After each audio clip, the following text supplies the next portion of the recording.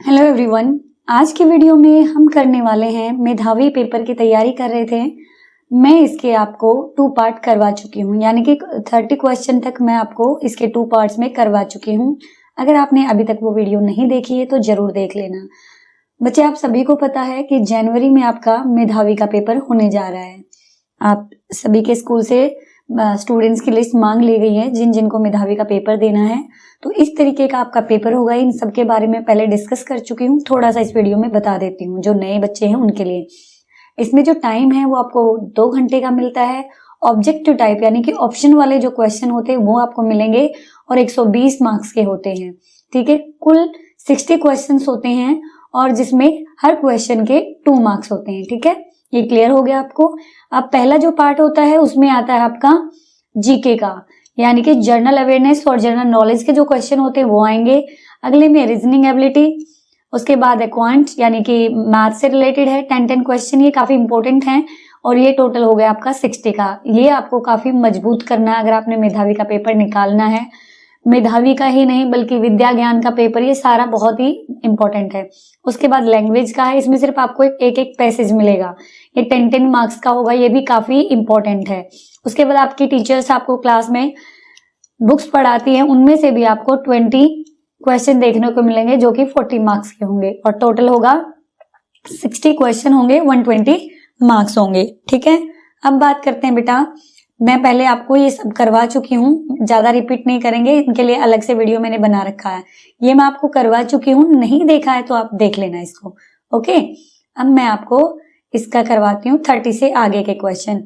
ये मैथ्स के भी मैंने पार्ट आपको जो वीडियो है इसकी पार्ट नंबर 2 में दिए हुए हैं। तो चलिए हम आ गए हिंदी में, तो यहाँ से स्टार्ट करते हैं। सबसे पहले बात करते हैं लैंग्वेज 1। आपको लैंग्वेज 1 में हिंदी और उर्दू दोनों देखने को मिलेंगी। उर्दू का पेपर केवल उन्हीं बच्चों को करना है जिन्होंने हिंदी नहीं ले रखी, उर्दू ले रखी है। ओके, अब तो सबसे पहले हम क्या करेंगे, गद्यांश को। गद्यांश यानी कि जो इसको गद्यांश ये है, इसको पढ़ना है। ये एक पैराग्राफ दिया गया है, आपको इसको पढ़ना है, इसके आधार पर ही आपने क्वेश्चन के आंसर देने हैं। बहुत समय पहले आदमी के पास धान नहीं था।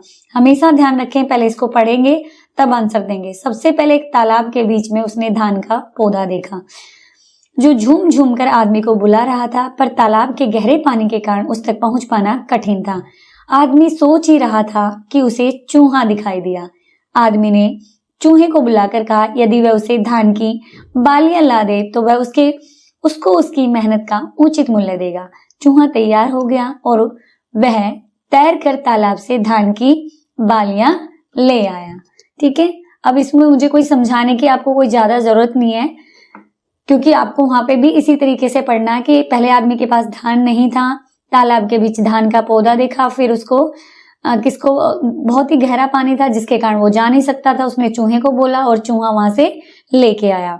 ठीक है, अब इसी के आधार पर हम आंसर देंगे। बालियां का एक वचन, बहुवचन, एक वचन आपको आते हैं। जो सिंगल चीज होती है उसे एक वचन बोलते हैं, जो एक से ज्यादा होती है उसे बहुवचन बोलते हैं। अब एक से ज्यादा है तो बालियां होगा और एक है तो क्या होगा, बाली। देखो ये तो बिल्कुल नहीं है, बाली ये तो बिल्कुल गलत। बोली कोई भी भाषा का होता है, ये भी नहीं है, और बालियों ये भी नहीं है। ठीक है, तो हमारा राइट आंसर ये है। पेपर में आपने कोई इस तरीके से टिक नहीं करना, केवल आंसर में टिक करना, जैसे मैं अगले में करके दिखाऊंगी। नेक्स्ट है, आदमी को झूम झूम कर कौन बुला रहा था। चूहा, तालाब, धान का पौधा, इनमें से कोई नहीं। कौन बुला रहा था, आपने ऊपर देखा था कौन बुलाया था, धान का पौधा। तो इसमें ऐसे टिक कर देंगे।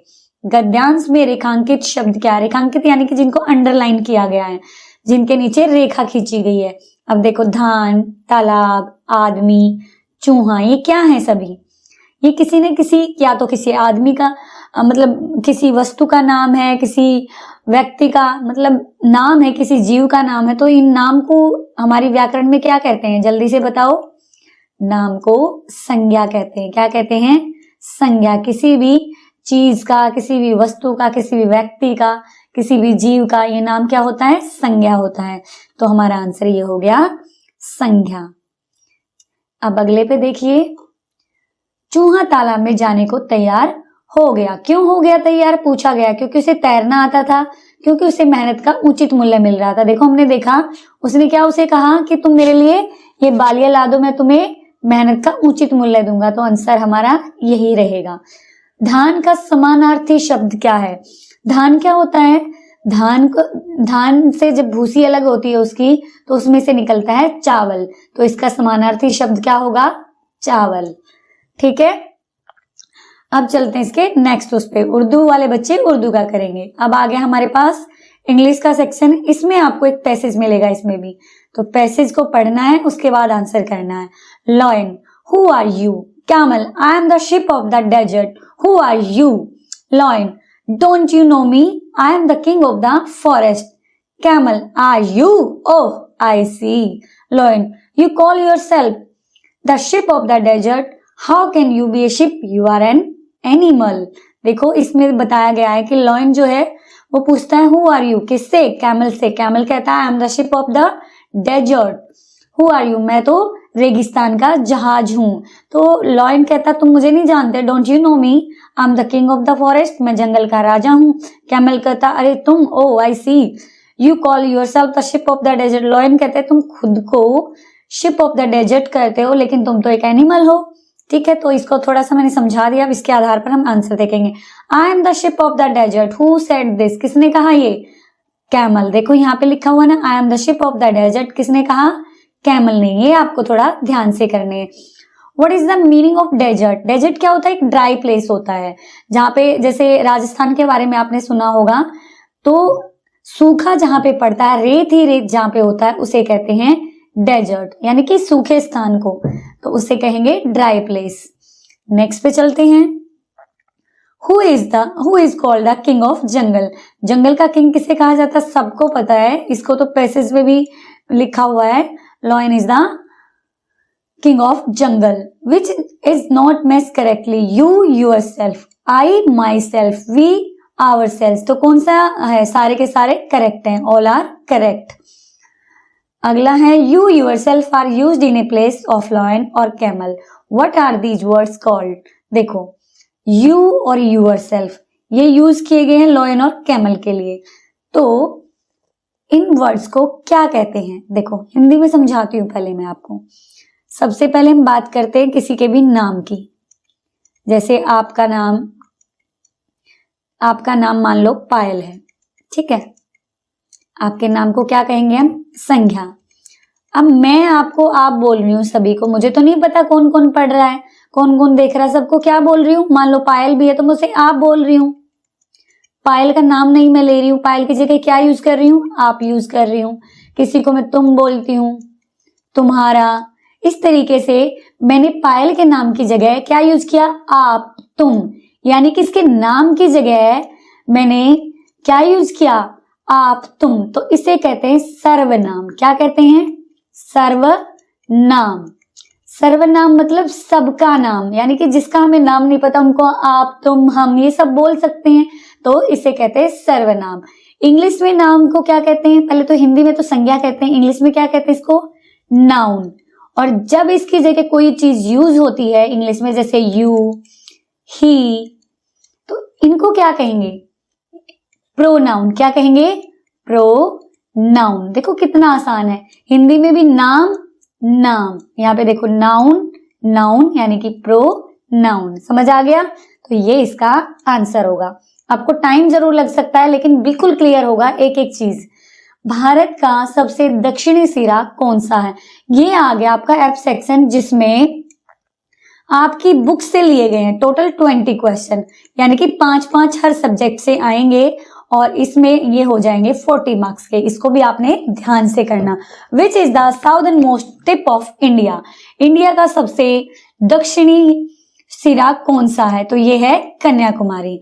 विच is not a tribal group? इनमें से ट्राइबल ग्रुप कौन सा नहीं है? अपातान, ये भी ट्राइबल ग्रुप है, यानी कि जनजाति होती हैं जो हमारे देश के विभिन्न हिस्सों में रहती हैं और ये अपनी संस्कृति को बिल्कुल बचाए हुए हैं और पुराने जिस तरीके से इनकी संस्कृति है उसी के रूप में आज तक इन्होंने जिंदा रखी हुई है। बकरवाल भी है, मोनापा भी है, लेकिन जो बुग्याल है ना, बुग्याल ये घास के मैदान होते हैं, तो इसलिए ये जनजाति समूह नहीं है। अब अगला देखो, कौन सा इनमें से सुमेलित है? Which one is correctly match? Holi Muslim, no. Eid Christmas, no. Christmas Hindus, no. Guru Parv Sikh, बिल्कुल ठीक है। तो यही हमारा आंसर हो गया। Which state is known as the land of 5 river? 5 river यानी कि 5 नदियों के प्रदेश किस राज्य का? पासे 5 पासे पंजाब। 5 नदियों का संगम पंजाब।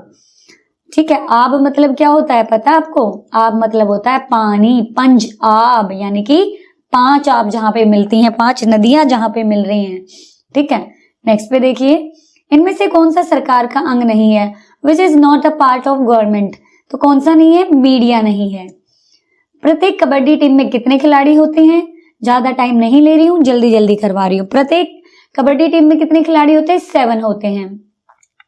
उत्तर प्रदेश का कौन सा जिला इत्र के लिए फेमस है? कौन सा परफ्यूम के लिए फेमस है? कौन सा डिस्ट्रिक्ट? तो ये है कन्नौज। कन्नौज को कैपिटल ऑफ परफ्यूम भी कहा जाता है, तो ये है कन्नौज। ट्रेन के द्वारा केरल से गोवा के रास्ते में लगभग कितने पुल हैं? आपको मैं 2 क्वेश्चन ऐसे दूंगी जिनके आंसर आप मुझे बताएंगे कमेंट में। यहाँ पे मैं उनके आंसर आपको नहीं बताऊंगी। तो सबसे पहले बात करते हैं, केरल से गोवा जाने के रास्ते में कुल कितने ब्रिज आते हैं?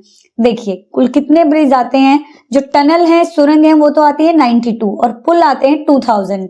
तो टोटल पुल आते हैं 2000। अगर बात की जाए टनल कितनी आती तो 92 आती हैं। कर्नाटक में हल को किस नाम से जाना जाता है? ये आया आपका क्वेश्चन। इसका मुझे आंसर आप कमेंट बॉक्स में देंगे। और ये बसवा का खेत वाला चैप्टर जो है आपका, उसमें से लिया गया है। बोरा क्या है? बोरा होती है, what is Bora? A variety of rice. एक चिपचिपा टाइप का राइस होता है, उसी की ये किस्म होती है। ठीक है। अब देखो, पवन ने खीरा और टमाटर खाया। इस वाक्य में कौन सा शब्द संज्ञा नहीं है? पवन नाम है तो संज्ञा हो गया, टमाटर भी किसी चीज का नाम है तो संज्ञा हो गया, खीरा भी। खाया, खाया क्या है? आप मुझे कमेंट बॉक्स में बताएंगे। क्रिया है, विशेषण है, सर्वनाम है, क्या है? लेकिन खाया जो है संज्ञा नहीं है। आप मुझे कमेंट बॉक्स में जरूर बताएंगे। कविता कौन में धाता का क्या अर्थ है? धाता का क्या अर्थ है? धाता मतलब होता है दौड़ना। तो दौड़ना यहाँ पे नहीं दिया तो हम आंसर लगा देंगे भागना। अब आगे देखो, शुद्ध शब्द बताइए। आशीर्वाद। देखो बच्चे, आशीर्वाद की सारी स्पेलिंग्स गलत हैं, तो आपको ध्यान रखना। This one is correct. धनी की बकरी का नाम क्या था? बिन्नी था। चैप्टर में आपने पढ़ा होगा ना। मन के भोले भाले बादल कविता के कवि कौन है? देखिए इसके कवि हैं कल्पना नाथ सिंह। आपको मैं बता दूं, आपकी बुक में जितने भी चैप्टर्स हैं, जितनी भी पोएम्स हैं, सबके राइटर्स याद करने आपके 2 मार्क्स पक्के हैं। एक क्वेश्चन आता है, which word doesn't time with the other words? कौन सा, चलो पहले इसको देखते हैं। कौन सा वर्ड जो है राइमिंग समझते हो ना, एक जैसी साउंड आना, जैसे ताल, बाल, काल, इस तरीके से एक जैसी साउंड आना।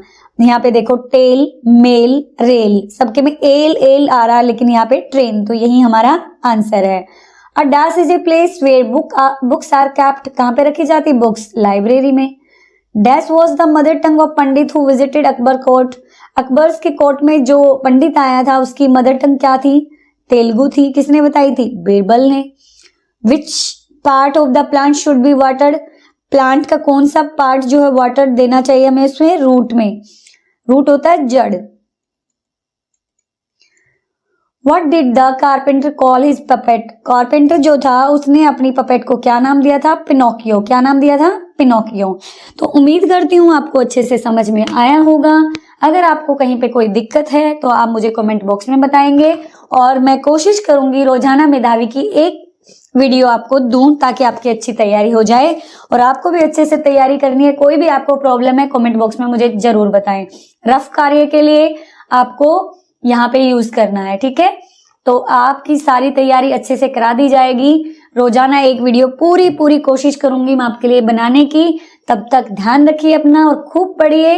और चैनल पर नए हैं तो सब्सक्राइब कर दीजिए। वीडियो अच्छी लगी तो लाइक कीजिए और दोस्तों के पास शेयर कीजिए। धन्यवाद।